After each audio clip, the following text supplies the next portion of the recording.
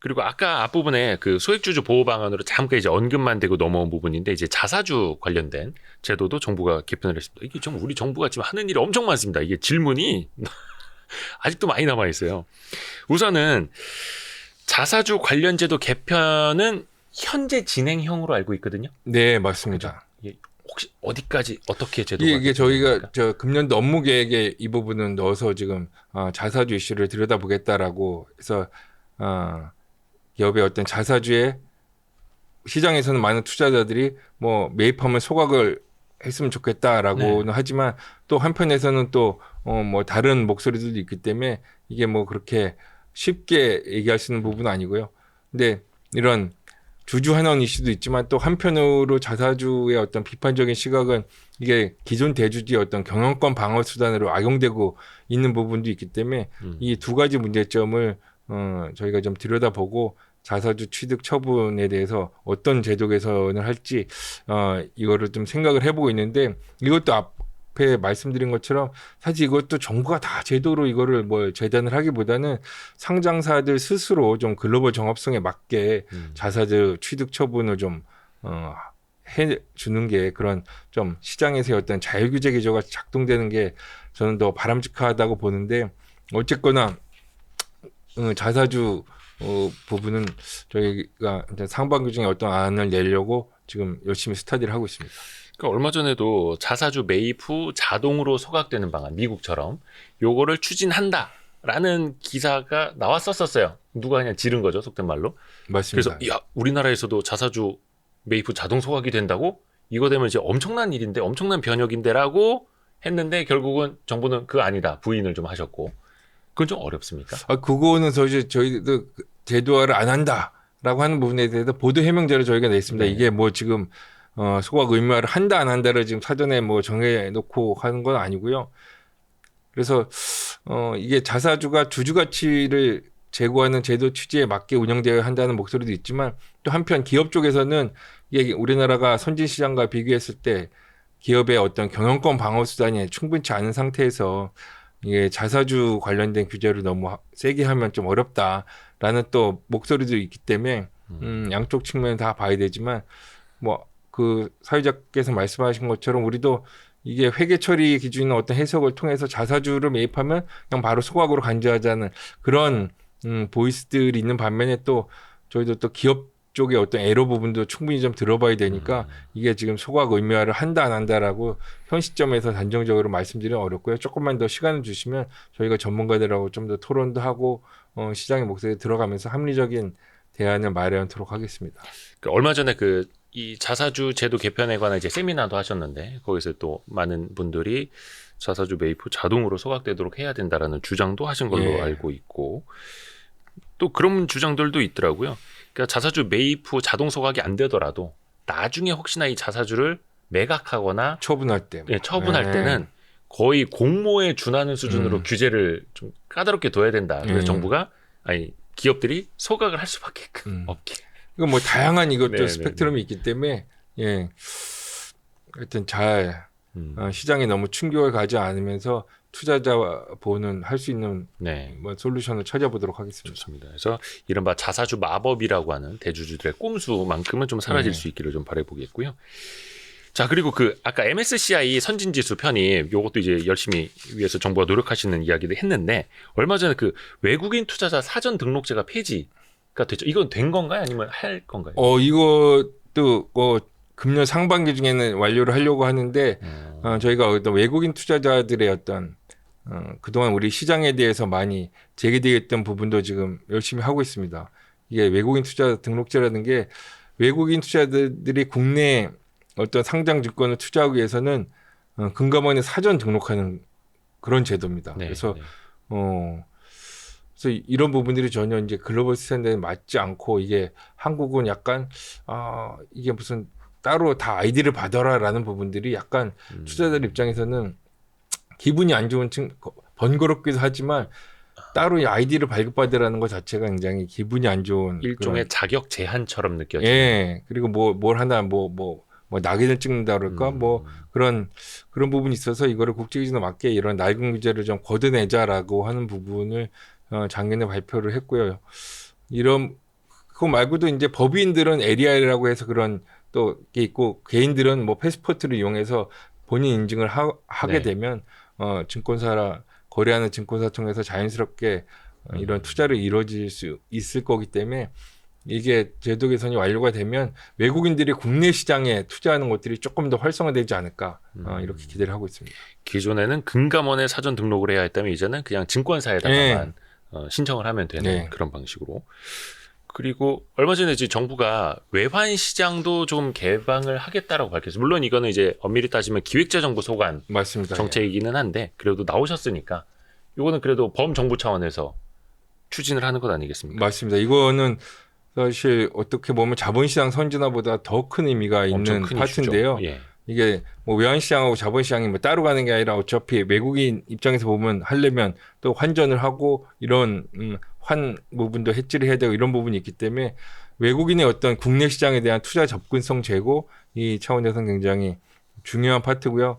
우리가 또 과거에 또 외환위기도 겪고 그렇기 때문에 굉장히 외환 이슈에 대해서는 보수적인 트라우마가 있죠. 있습니다. 예. 그 접근을 해오다가 최근에 그런 외환시장 개방을 조금 더 적극적으로 하겠다라고 기재부가 밝혔고요. 그래서 밝힌 내용은 크게 두 가지입니다. 네. 하나는 외환시장의 참여자를 좀 늘리는 건데요. 지금은 국내 은행들만 국내 은행 간의 시장이었다고 하면 인가받은 어떤 해외 금융기관들은 좀 적격 금융기관 같은 경우에는 그 시장에 같이 참여를 할 수 있게 하겠다. 다만 뭐 다이렉트는 안 되고요. 우리 외국한 중개회사를 통해서 하는 거긴 하지만 그래도 굉장히 한 걸음 더 나간 부분이 있고요.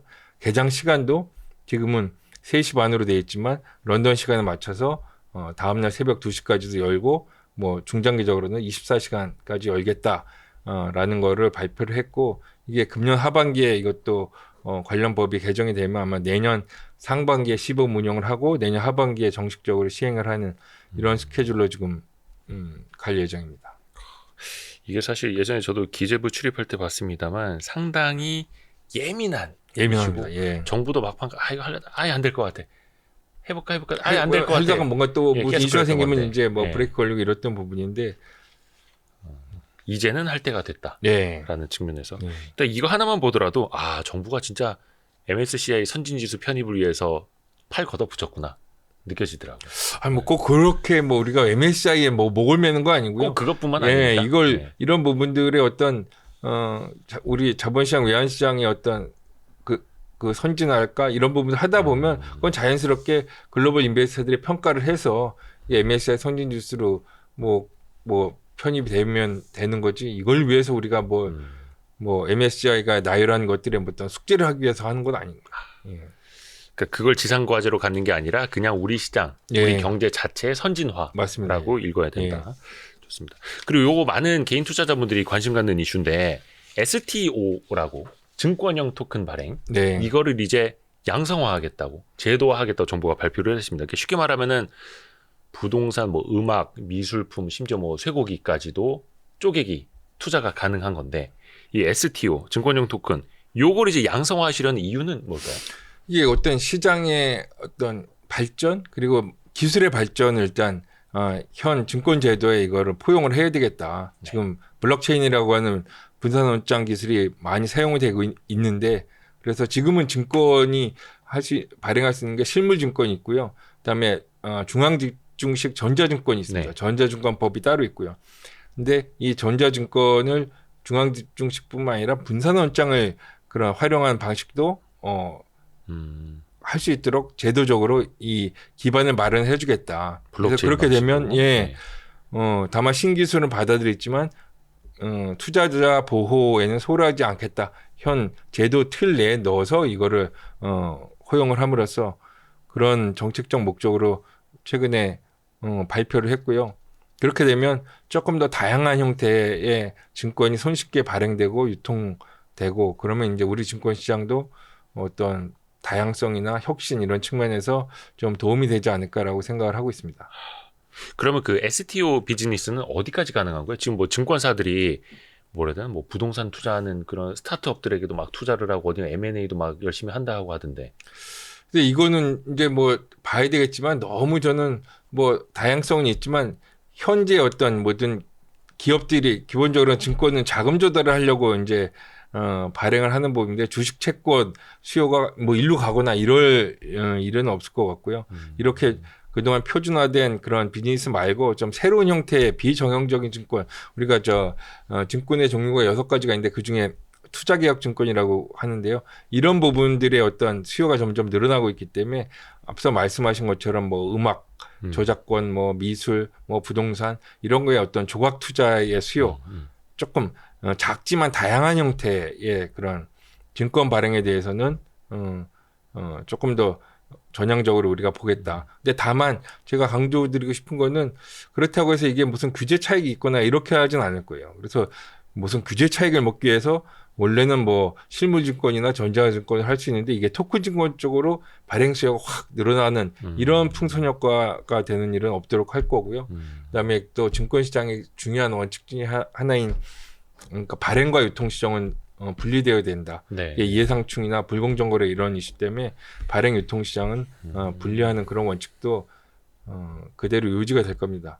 다만 하여튼 새로운 형태의 기술을 받아들이고 새로운 증권 발행 수요를 현 제도에 우리가 받아들이겠다라는 그런 취지로 이해를 해주시면 좋겠습니다. 시대의 흐름에 맞게. 네. 자, 그리고 사실 제가 제일 예민한 이슈를 맨 뒤로 뺐습니다. 공매도. 이 세 글자만 나오면 많이 뜨겁습니다. 우선은 그거부터 여쭤볼게요. 지금은 이제 공매도가 코스피 200이나 코스닥 100 기업 위주로만 지금 부분적으로 허용되고 맞습니다. 있죠. 예. 이게 공매도 전면 재개가 가능해집니까? 혹시 올해 안에라도? 근데 저희가 이거는 부분 제기한 게 재작년 5월에 이제 부분 제기를 해서 예. 지금 코스피 200이나 코스닥 150 종목은 공매도 가능한 상태인데요. 네. 근데 이거를 이제 전면 제기하는 부분은 앞서 말씀드린 것과 연결했는데 우리 개인 투자자들이 많이 있으시고 네. 그런 부분에 있어서 어떤 공매도 제도에 대해서 아직도 많은 사람들이 불편하게 생각하고 있는 부분도 있기 때문에 이게 우리가 지금 공매도 전면 재개를 논의하기에는 당분간 모멘텀이 있을까라는 부분에서 약간 회의적인 생각이 듭니다. 공매도 제도 자체에 대해서는 우리가 선진 시장으로 가기 위해서는 공매도 제도가 제대로 있는 게 필요하지만 당분간 이게 전면 재개하기는 실무국장 입장에서는 쉽지 않은 과제다. 아하. 예를 들어서 한 3,000선까지 다시 가고 하면 예. 또 공매도 전면 재개 가능하다 이렇게 또 분위기가 그런 모멘텀이 막 진짜 이게 있어야 되는데 그런 모멘텀이 뭐가 있을까라고 생각이 들면 그렇게 주가가 진짜 뭐 엄청 높고 그래서 공매도를 전면 허용해서 조금 빠지더라도 여기에 대한 수용에 대해서는 이게 선진시장 가는 과정에서 좀 많은 시장 참여자들이 그 정도는 뭐 용인이 된다라는 그런 어떤 시장 분위기가 형성되려면 말씀하신 것처럼 지금보다는 좀 주가 수준이 여러모로 높게 안정적으로 좀 유지되는 그런 뭐 상황이 좀 필요? 전개가 돼야 될 그렇죠. 텐데 그냥 알겠습니다. 높게도 아니고 높게 안정적으로. 예. 그게 중요하고요. 또 이것도 이제 많은 분들이 제일 궁금해 하시는데 그 MSCI 선진지수 편입되려면 의무적으로 공매도를 전면 재개해야 하는 건가요? 그게 어떤 뭐 필수적인 요건이 되는 건가요? 뭐 MSCI 쪽에서 쭉 제기하던 이슈가 한 8개 정도 있었는데요. 그러다가 이제 공매도 부분도 이제 추가돼서 이제 9개가 되는데 네. 이게 뭐 앞서 말씀드린 외환 시장이나 뭐 이런 부분들이 사실 굉장히 중요한 부분이고요. 외환 시장, 그다음에 외국인 아이디 제도 뭐 이런 부분들 또 뭐 배당 정보, 네. 그다음에 뭐 또 영문 공시 뭐 이렇게 네. 주요한 게 선진 시장으로 가는 부분들이 있기 때문에요. 이게 뭐 공매도 전면 제거가 중요한 선결 조건이다 라고까지는 생각을 하지 않고요. 다만 우리나라가 그래도 선진 자본 시장으로 인정을 받으려면 공매도라는 그런 뭐 세계적으로 인정되는 투자 기법을 뭐 일상적으로 제한한다 그러면 이제 뭐 하여튼 문제가 있겠죠. 근데 이게 꼭 선결 조건이다라고 생각하지는 않습니다. 근데 일단 이제 공매도 제도 자체에 많은 분들이 뭐라 해야 되나 좀 공매도 세 글자만 들어도 경기를 일으키는 이유가 이게 너무 기울어진 운동장이다. 특히 외국인 기관에 비해서 개인들도 그러니까 정부의 정책이 그동안은 그거였잖아요. 개인들도 공매도를 외국인 기관처럼 할 수 있도록 열어주겠다로 갔지 외국인 기관을 개인의 기준에 맞춰서 좀 규제를 하겠다 이렇게는 가지는 않지 않았습니까? 요거에 대한 불만이 많다라는 것도 혹시 인지는 하고 계시죠? 네. 그래서 이 공매도 부분이 사실 공매도 기법이 개인 투자자들이 사용하기 굉장히 위험한 기법입니다. 그래서 정부 입장에서 이거를 이게 공평하지 않다라고 해가지고 그런 부분들도 있다는 뭐 개인 공매도 담보 비율도 140%에서 120%로 작년 11월에 인하를 했어요. 그래서 개인에 대해서도 공정한 기회를 부여를 일단은 드렸지만 그렇다고 해서 막 우리가 개인 투자자들의 공매도를 장려하는 건 아니고요. 또 기관들에 대해서도 이거 기관들은 왜 이렇게 주식을 대차 빌린 다음에 이렇게 오랫동안 갖고 있는 거 보면 이런 것들은 약간 공매도 목적 말고 뭐 다른 거 있는 거 아니야? 이런 의구심이 있기 때문에 장기적 90일 이상 그런 대차하는 투자자에 대해서는 상세하게 보고해라라고 해서 그런 의무도 넣었고요. 또 공매도가 좀 많이 진행되는 공매도 과다 종목은 우리가 공매도 과열 종목 지정이라고 해가지고 그렇게 돼서 하루 정도 공매도 금지를 시키거든요. 네. 그런 요건도 좀 확대를 해가지고 공매도가 많이 일어나는 종목은 공매도가 금지되는 부분이 하루 이틀 사흘 이렇게 쭉 되도록 이런 장치도 작년에 했고요. 또 불법 공매도에 대해서도 그런 전에는 과태료 있던 거를 과징금이나 형사처벌을 높여서 또 이런 부분들도 잡을 수 있는 부분은 거래소나 금감원도 다 조직 인력 보강을 해서 나쁜 자들은 다 잡겠다라는 그런 노력은 제도 개선을 했지만 제가 여기서 또 말씀드리고 싶은 건 이게 저는 표현상에서 운동장에 기울어졌다라고 하면 이게 답이 없어요. 제가 뭐 이해를 좀 더 쉽게 하려면 운동장이 사실 기울어졌다기보다는 운동장은 평평한데 거기에서 플레이하는 플레이의 수준이 다를 수밖에 없는 거예요. 그러니까 기관하고 개인이 능력이 다른데 이거를 기관들의 능력을 어떻게 제한하자라고 하는 거는 우리 자본시장 선진화에 좀 맞지 않는다. 예를 들면 우리가 뭐 농구장에 있는데 뭐 마이클 조던이나 르브론 제임스는 점프를 너무 잘해요. 그럼 이렇게 점프 잘해. 점프하지 마. 이렇게 한다거나 뭐 축구를 하는데 손흥민이 있어요. 근데 손흥민은 양발을 너무 잘 써. 그러니까 보통 아마추어는 한 발밖에 없어요. 너는 왜 양발 써? 너는 왼발 쓰지 마. 이렇게 만약에 묶어버리면 그게 재미가 있겠어요. 농구나 됐든 뭐 축구가 됐든. 그래서 이런 부분들은 좀 이 경기를 좀 매력적으로 만들려면 이런 사람들이 많이 기관 투자자들이 우리 시장에 와서 투자를 할 수 있도록 우리 자본시장을 매력적으로 만들어야지 이거를 손발을 묶을 생각을 하면 이게 시장 발전은 어렵다. 물론 그 전제는 그런 과정에서 나쁜 짓을 하는 자가 있으면 이거는 정부하고 사법당국이 속과내는 노력을 충분히 한 상태에서 이렇게 공매도에 대해서 그런 회의적인 시각에 대해서 우리가 조금 더 불식시킬 수 있는 노력을 하고 있지만 이 부분에 있어서의 조금 이 공매도 제도 자체를 우리 시장에서 이걸 없애서는 이거를 선진 시장으로 가기는 되게 어렵다라는 부분들을 좀 이해를 해주셨으면 좋겠습니다. 그 이제 국장님이 말씀하신 부분에 저도 상당수 동의를 합니다만, 근데 다만 이제 많은 분들이 생각하시기에는 담보 비율이나 상환 기간이라든지 아니면 대차와 대주의 차이, 그러니까 빌릴 수 있는 주식의 풀 차이 이런 걸 보고 보면은 그들이 마이클 조던이고 손흥민이어서 부정을 하는 게 아니라 마이클 조던인데 저 사람은 특수한 스프링이 달린 신발을 신고 있고 개인 투자자들은 나도 농구화 비싼 거 돈 있어 사고 싶어. 근데 자꾸 고무신밖에 안 파는 가게들만 있고 개인들 앞에는 스프링 달린 운동화 저 신고 싶은데 그건 아예 살 수가 없게 되어 있고 이래서 사람들이 좀 불만을 많이 갖는 거라 저는 보거든요. 예, 또 조금 더 비율을 확대하면 이제 그렇게 볼 수 있는데요. 이게 그러다 보니까 이게 다른 나라에서는 없는 현상이 우리 일어난 게 개인 투자자 비중이 워낙 높다 보니까 이걸 자꾸 기관들하고 비교를 해서 그런데요. 우리도 기관 투자자 위주의 어떤 간접 투자 문화 이런 부분들이 좀 성숙이 되면 이런 사실 기관들이 투자자한테 그런 신뢰를 줬으면 이거 잘하는 기관들한테 나도 거기다 맡겨놓고 거기서의 어떤 수익을 같이 과실을 향하면 될 텐데 그동안 이거 기관들 못 믿겠다. 내가 직접 해야 되겠다. 이런 부분 한 거에 대해서는 정부나 사실 기관 투자자도 잘못을 한 게 있다고 생각이 듭니다. 맞습니다. 이것도 사실은 그 롱숏 전략, 그러니까 공매도 많이 하는 헤지펀드에 가입하신 개인 투자자분들은 네. 또 생각이 달라집니다. 맞습니다. 어찌됐든 간에 사실 이 자본시장이라는 게 본인의 포지션, 네, 어떤 위치에 따라서 있느냐에 좀 따라서 달라지기 때문에요.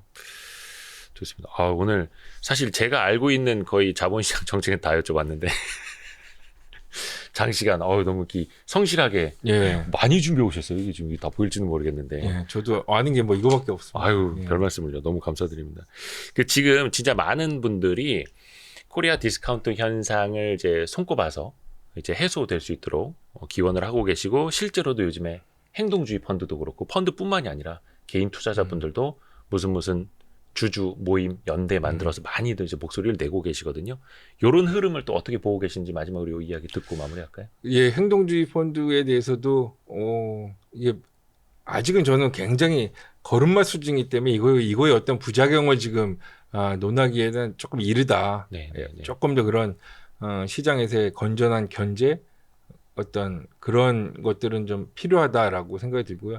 이게 어떤 기업의 어떤 경영이나 이런 거에 뭐 과도한 무슨 적대적 M&A까지 갈 정도까지 아직 수준 아니기 때문에 지금 나오는 그런 기관 투자자의 행동주의적 행태는 많은 일반 주주의 그런 이해관계하고도 합치된다고 하면 이런 부분들이 건전한 그런 투자 문화로 정착이 됐으면 좋겠고, 이런 부분들이 사실 기관 투자의 역할, 우리가 스튜어드십 코드를 해서 그렇게 채택을 한 기관 투자자들이 당연히 해야 될 역할이라고 생각이 들고요. 어떻게 이 부분이 시장에 잘 발전되는지 잘 저희도 유의 깊게 지켜보고 있겠습니다.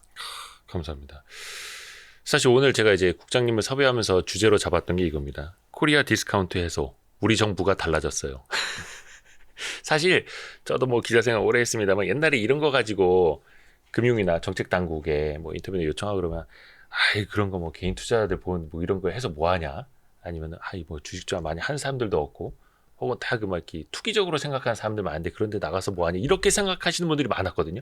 근데 우리 이윤수 국장님을 비롯해서 이제 정부 그 고위 당국자분들도 많은 개인 투자자분들, 국민들을 위해서 이렇게 직접 나서서 설명을 해주신다는 것 자체가 정부의 스탠스가 많이 바뀌었구나. 이제 주주 행동주의, 그 행동주의 펀드뿐만이 아니라 소액주주들뿐만 아니라 국민, 주주, 정부 어떻게 보면 이제 합치된 방향으로 가고 있구나 해서 조금 희망을 봅니다. 감사합니다. 감사합니다. 가셔서 우리 부위원장님하고 위원장님한테 말씀 또 잘 해주십시오. Y3 그러겠습니다. 나가니까 좋더라. 네, 장관님도 알겠습니다. 한번 나가보시라. 네, 꼭 전달하도록 하겠습니다. 오늘 와주셔서 너무 감사합니다. 고맙습니다. 고맙습니다. 고생하셨습니다. 고생하셨습니다.